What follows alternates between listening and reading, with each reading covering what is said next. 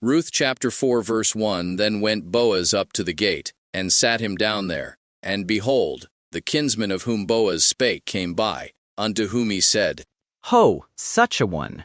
Turn aside, sit down here. And he turned aside, and sat down. And he took 10 men of the elders of the city, and said, Sit ye down here. And they sat down. Verse 3. And he said unto the kinsman, Naomi, that is come again out of the country of Moab, selleth a parcel of land, which was our brother Elimelech's. And I thought advertise thee, saying, Buy it before the inhabitants, and before the elders of my people. If thou wilt redeem it, redeem it. But if thou wilt not redeem it, then tell me, that I may know. For there is none to redeem it beside thee, and I am after thee. And he said, I will redeem it. Then said Boaz, What day thou buyest the field of the hand of Naomi, thou must buy it also of Ruth the Moabitess, the wife of the dead, to raise up the name of the dead upon his inheritance. And the kinsman said, I cannot redeem it for myself, lest I mar mine own inheritance. Redeem thou my right to thyself, for I cannot redeem it. This is the tradition to give a closer kinsman the opportunity to buy Naomi's land since she inherited it upon Elimelech's death, and to marry Ruth to provide an heir to their bloodline. The elders are witnesses and not judges since this is a family matter.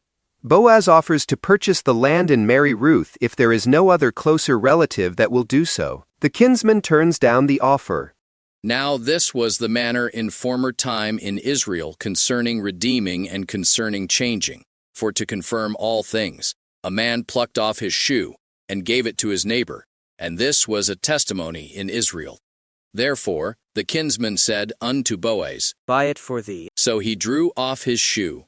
Verse 9. And Boaz said unto the elders and unto all the people, Ye are witnesses this day, that I have bought all that was Elimelech's, and all that was Chilion's and Mahlon's, of the hand of Naomi. Moreover, Ruth the Moabites, the wife of Mahlon, have I purchased to be my wife, to raise up the name of the dead upon his inheritance, that the name of the dead be not cut off from among his brethren.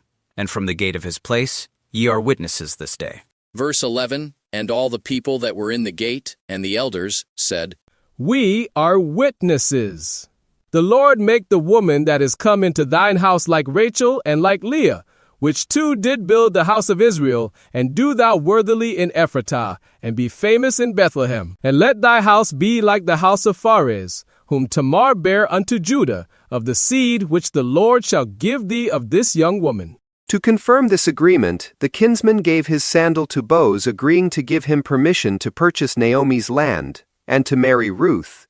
Giving of the sandal was the legal agreement at the time. The elders confirmed the agreement and referred to a blessing that Boaz and Ruth would have children loyal to the Lord like the children of Israel, which was Jacob. They refer back to the bloodline of Jacob with both Rachel and Leah. You can see this back in Genesis chapter 30 verse 21 and Genesis chapter 35 verses 23 through 26. Verse 13. So Boaz took Ruth, and she was his wife. And when he went in unto her, the Lord gave her conception, and she bare a son. And the women said unto Naomi, Blessed be the Lord, which hath not left thee this day without a kinsman, that his name may be famous in Israel. And he shall be unto thee a restorer of thy life, and a nourisher of thine old age, for thy daughter-in-law, which loveth thee, which is better to thee than 7 sons, hath borne him.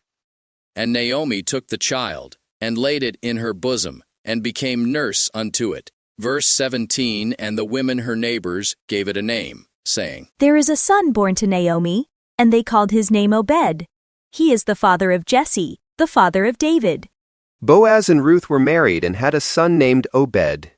In verse 14, Obed's name would become famous in Israel by becoming the father of Jesse and the grandfather of David. As we will see in 1 and 2 Samuel, David would replace Saul as king of Israel and would kill Goliath of the Philistines in his younger days. Verse 18. Now these are the generations of Pharez. Pharez begat Hezron, and Hezron begat Ram, and Ram begat Amminadab. And Amminadab begat Nahshon, and Nahshon begat Salmon. And Salmon begat Boaz, And Boaz begat Obed. And Obed begat Jesse, and Jesse begat David. This is the bloodline from Pharez to David. Pharez was the son of Judah and Tamara. Genesis chapter 38 verses 11 through 26 and verses 27 through 30. In closing our overview study of the book of Ruth, this is a reminder that God always has a plan. David's bloodline would lead to the birth of Jesus Christ in human form to serve as the ultimate sacrifice through his crucifixion and resurrection. Jesus is the bridge that rebuilt our relationship with God the Father that was damaged due to the sin committed by Adam and Eve back in the Garden of Eden, back in Genesis chapter 3. This concludes our overview study of the book of Ruth. Thanks for watching, and I hope that these videos covering the book of Ruth has been a blessing to you. Have a great day.